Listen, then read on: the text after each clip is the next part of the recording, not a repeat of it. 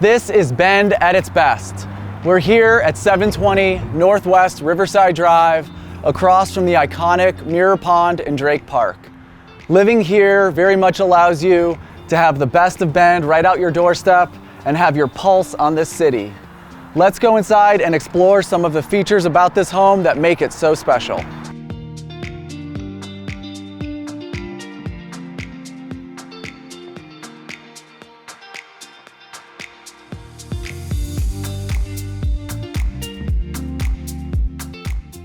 Although this home was built in the 1930s, it was completely reimagined and reinvented about 15 years ago. The main level of this home features a nicely sized and well-appointed kitchen, which ties easily with the living space. And just off to the front, you've got this added dining nook with windows that surround, allowing you to bring the outdoors in. Also on the main level, to the back of the home, you have an office as well as an additional seating area with double doors that lead to the garden and backyard to the back of the home, which we'll get to in just one second. On the southwest end, you have your primary suite, which features dual vanities, a huge walk-in shower, large closet, and oversized soaking tub.